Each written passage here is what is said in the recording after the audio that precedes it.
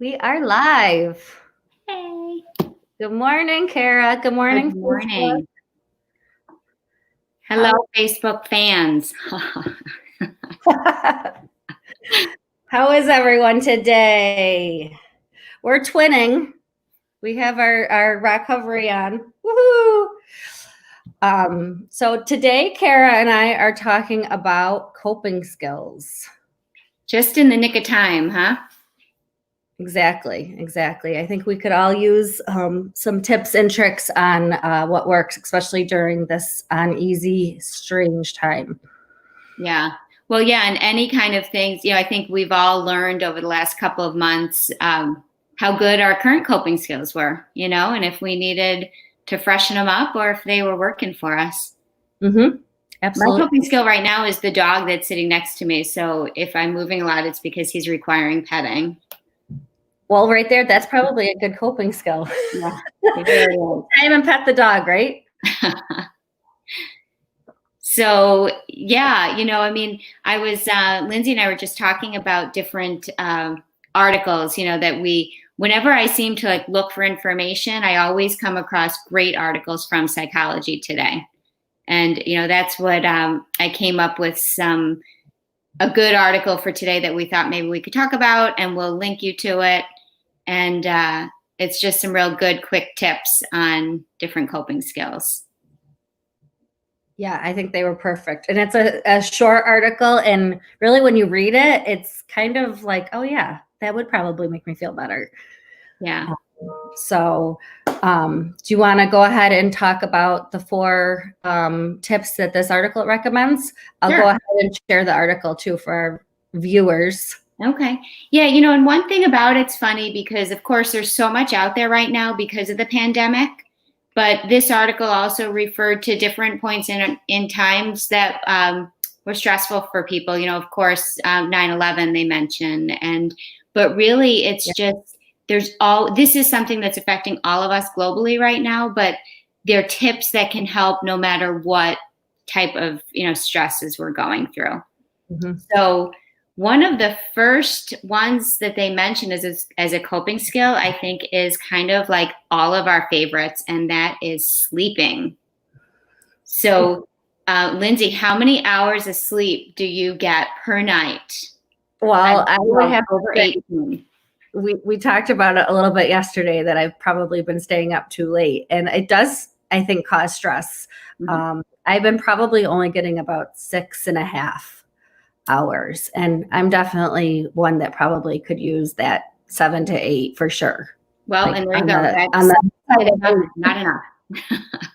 Yeah, exactly. Yeah. So here's what they say about sleeping. For adults, the importance of getting 7 to 8 hours of sleep is essential for good health and well-being throughout life. Getting enough sleep helps protect our mental and physical health, as well as quality of life and safety. While we sleep, our body is working to support healthy brain function and maintain our physical health. For children and teens, sleep also helps support growth and development. Our immune system relies on sleep to stay healthy. It defends our body against foreign or harmful substances and can help us fight infections. When we don't get enough sleep, we may have trouble making decisions, solving problems, controlling emotions and behavior, and coping with change. Mm-hmm. So those are tons of benefits for laying down and going to bed. Right, exactly. So, yeah, I think, last week we talked about healthy eating habits with Kirsten, and my goal of the week and kind of moving forward just to be a little bit more healthier was to drink a gallon of water a day. And I'm working myself up to that, and I'm almost there. So now I think my goal of the week will be to make sure I get that 8 hours every night. Yeah. It's better for me, better for my well-being. Well, and it's so true when you look at the things that it affects, like making decisions or solving problems. And, we all kind of have that golden hour in our day that we're most sharp. My son came to me at 9:30 last night to ask me some questions about his college application, his college entry process. I'm like, you know what? No, this is not a good time for me. I'm not sleeping at 9:30, but my mind's ready to turn off. Mm-hmm. And Yeah. and for kids, sometimes their clocks are a little bit different than ours. Like teens need more like 10 hours of sleep. Exactly. I know I read that in the article. I was like, oh my gosh, but it is important. That's why kids, especially like when they're not getting up for school, on the weekends or, during a pandemic, they're sleeping in a little bit more because they need that sleep. Yeah. So it was interesting. It was. So, okay. So you're going to drink more water and get more sleep. Yep. Awesome. Well, here's number 2. I got to tell you, I love coping skills because they're amazingly fun to do. Number 2 is relaxing.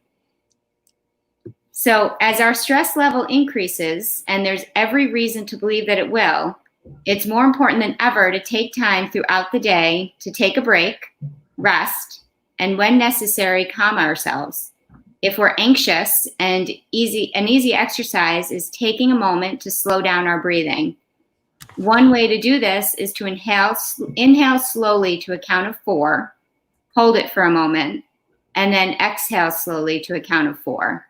If we do this a few times, we'll notice our heart rate will slow down too. We can practice this at home or when it's possible to be outdoors again. Also practice this when at a stoplight in line at the store. You get the idea. Mm-hmm. Another way to relax is by watching short mood-lifting videos or listening to enjoyable sounds or music. Remember, the second enemy to cope with, in addition to the coronavirus, is our anxiety and fears about the new pandemic. Mm-hmm. Stay calm, win the war.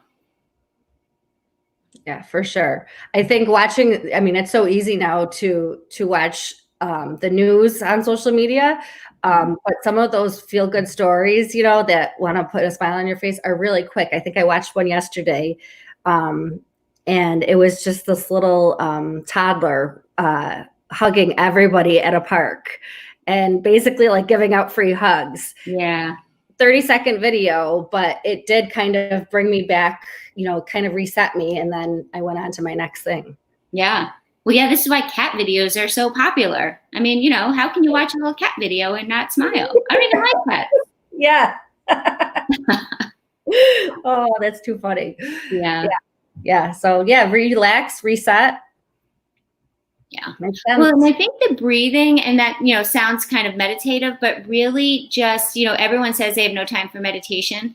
Who doesn't have time to breathe in 4 seconds, breathe out 4 seconds, and it's such a, if I think about it for 1 second, my shoulders are always up. Yeah. But if you think about it, you let them drop for 8 seconds, it's amazing. Yeah. Wow. You're just doing it just real quick, you can kind of build it into your routine. Yeah. We can really kind of train our minds to believe that if I'm breathing slowly and deliberately, I'm relaxing. Mm-hmm. Mm-hmm. Because I think we're so anxious about getting to something normally, getting to someplace on time, or right. getting it done, juggling, a bunch of different things. And it's a lot. So it is a lot. So yeah, I think we all deserve a little, 8-second break here and there just to breathe, intentionally and get the shoulders down. Do it right now. Exactly. Feels good. It does feel good. So what's number 3? I can't remember. Number 3 is moving your body. During isolation, it's easy to overlook the fact that we probably aren't as active as we were just the other day. Getting up and walking around, stretching, and continuing our regular exercise regimens as best as we can is of greater value now more than ever before. It's vital to have a preset exercise time at home for you and all family members, and to do them as if you were in a gym class. If possible, when not quarantined, taking a walk or a jog in nature is greatly beneficial for our physical and mental well-being. But as municipal facilities, gyms, and other places temporarily close, it's up to each of us to keep our bodies in shape in the coming weeks and months so we're better prepared to cope with whatever lies ahead. Yeah. Obviously, from Recovery Fitness, we 1,000% support that. Right. And I like, it said to continue get moving, but what better way now, when we are doing that travel time, some of us to and from work, but getting out there and taking that walk or starting a new movement, Yeah. I've really been kind of giving myself the fact that I want to take a walk every single day, and it's awesome. Yeah. Well, yeah, and especially with family time, I mean, a lot of us now are, home with family or with young kids, and it helps all of us, I think, to get out and take a walk. Yeah. Yeah. It's a nice break, or you can do it with each other. There's a lot of benefits to it. Yeah. So, well, because I don't want to get out of this, quarantine. I mean, this article was written towards the beginning of all of this. It was like mid-March or so. And at this point, hopefully a lot of us already have these routines in place, but it's like, I personally don't want to end this, feeling 20 pounds overweight or feeling, just like I haven't moved in 2.5 months. And, so it's like, and it's not about the weight, it's about the way we feel about ourselves and the ability to get back into normal life, when this is over. Right. Right. And like you said, you don't want to come out of this pandemic 20 pounds overweight, but I also I want to take this time and look at it for some of its positives, because there are a few things, because we are having to slow down and spend a lot more time with family and ourselves. So I want to come out like thinking that this was a great time for myself and my family, Yeah. and that we coped with it well, so it's just, I think those little things are all coping mechanisms and are going to help you each day. For sure. And, it's never too late to start. So, right. It's not like, well, wow, I didn't start this on day one of a pandemic, it's too late. Right. Of course not. It's never too late to start. Mm-hmm. And, one of the things I've always told myself, just if you don't do something today, that doesn't mean it's over. Just do it tomorrow. If I skip my walk a day or two, it's okay. Right. I mean, yes, I'm feeling it because I'm like lacking that, but just continue. Yeah. Well, and it's a little different for everyone. Like I see Mo, hey Mo, who's like our exerciser extraordinaire, and she's saying, the exercise part's easy for her. Got to work on the H2O and meditation. Right.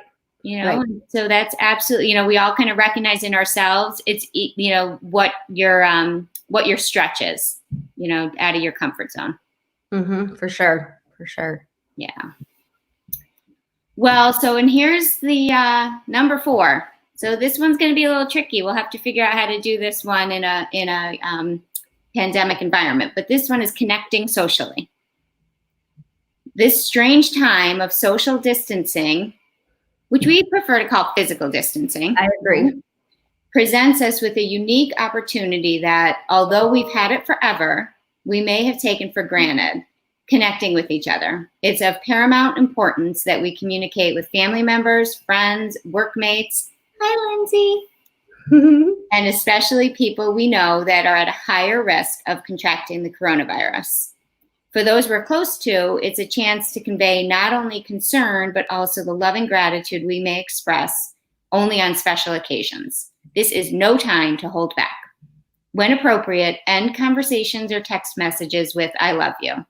Bring up a fond memory you share with that person, or make plans to do something together when the threat is over. Then make sure you follow through. Mm-hmm. Isolation can cause anxiety and depression and add to the stress we're already experiencing. Sharing the positive ways we feel about others helps tremendously. And perhaps more importantly, helping alleviate someone else's anxiety, depression, and stress is a beautiful, selfless act. Also, send notes to all of your online contacts about your health status, as well as updating them on your projects of mutual interest and asking what they are doing to enjoy their enforced solitude. I like that. Yeah, there's a lot there. Marilyn just commented and said, being connected helped me a lot. that was part of why we wanted to do these videos, so we could stay in contact. Thank God we have technology. I mean, technology is definitely a problem with everyone, looking down at their phones all the time. But I'm so grateful that this is happening now versus even 20 years ago.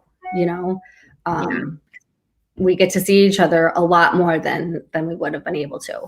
So, FaceTime, everything else. And it's true, what they said here, it's, something about taking it for granted. Before all of this, just, walking into the Recovery Fitness Center and seeing, we used to joke, our desks were all on top of each other, and we used to all sit at the kitchen table, and it was funny, but we were connected. We were not distant. Not at all. No. Yeah. No, you do realize and take it for granted. And we thrive on connection, and community. So I think technology has really been beneficial to help us do that.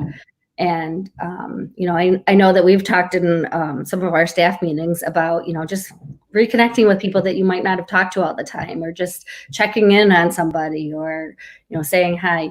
I know, Brian sent us little cards in the mail, and oh my God, I got mail. It was so exciting, know?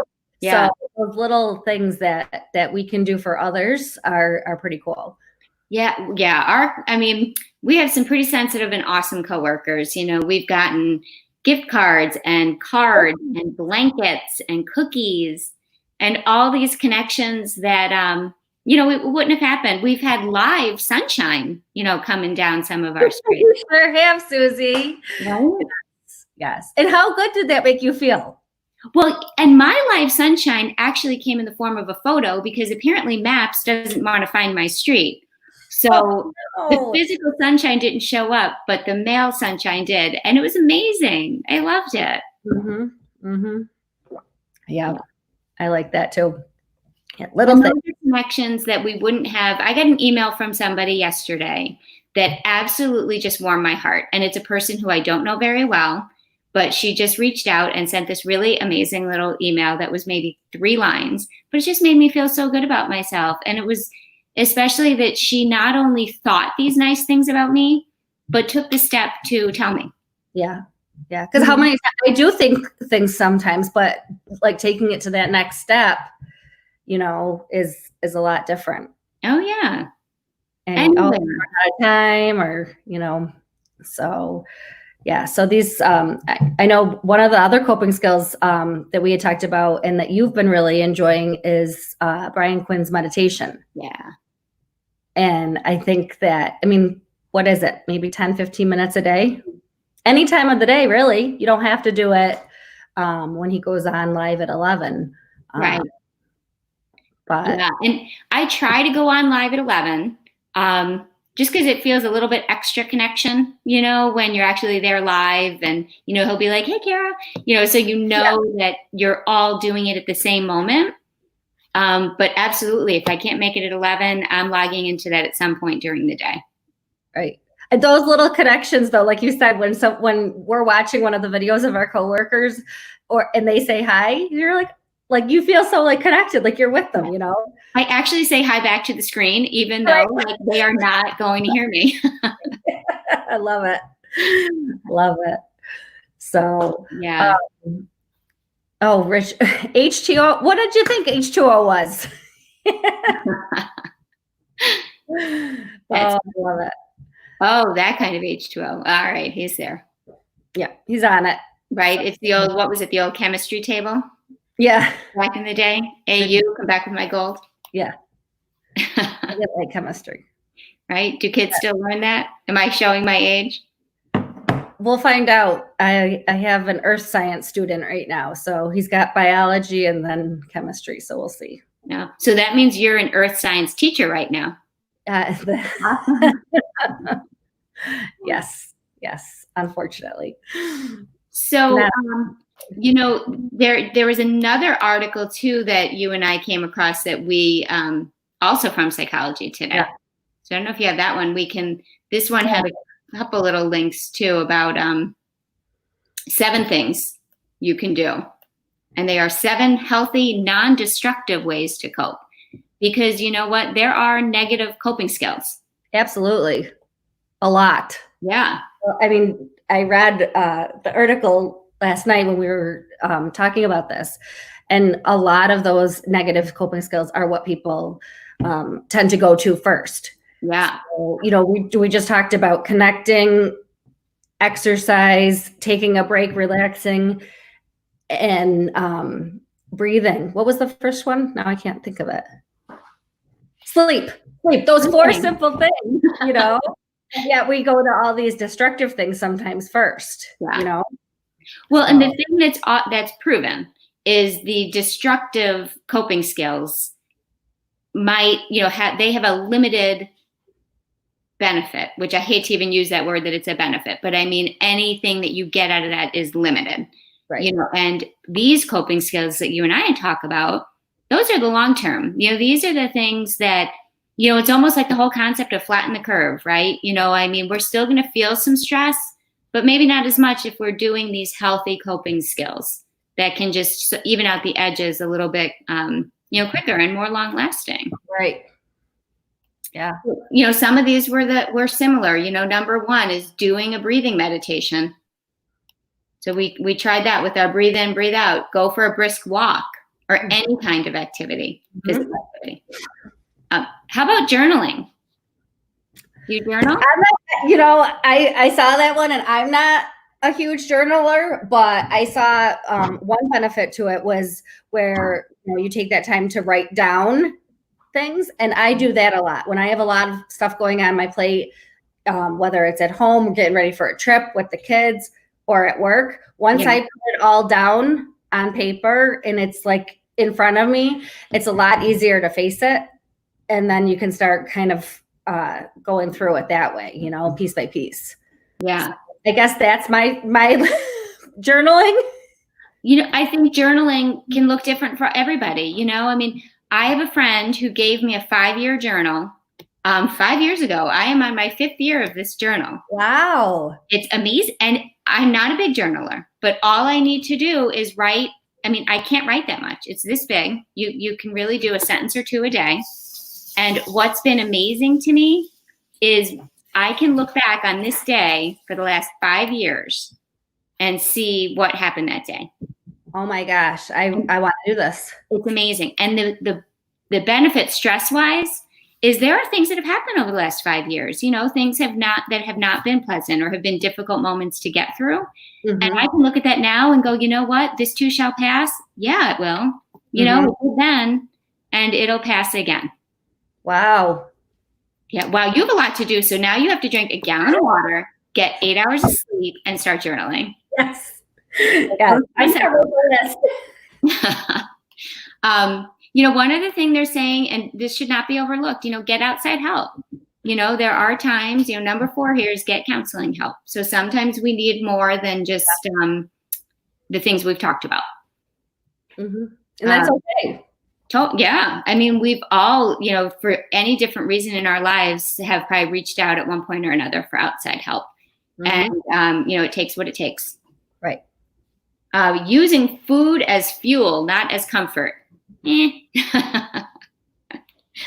Happy medium. Happy medium. You know, come on. We all need that little cheat day. I mean, if John couldn't have pizza on Fridays, that's a situation. Yeah. Yeah. So, you know, sometimes it can be fuel and comfort, but we'll give him a pass. Like we talked about moderation, you know. There you go. And how about this? Change what you can and let go of what you can't. That is my absolute favorite. And it's probably the one that I have to tell myself a lot. Yeah. You know, we can't worry about everything. We can only worry, you know, it's one of those things. It's how we react to our worries, you know? Yeah. So I think that's a huge coping skill that takes a lot to remind myself that I only have control over so much. Right.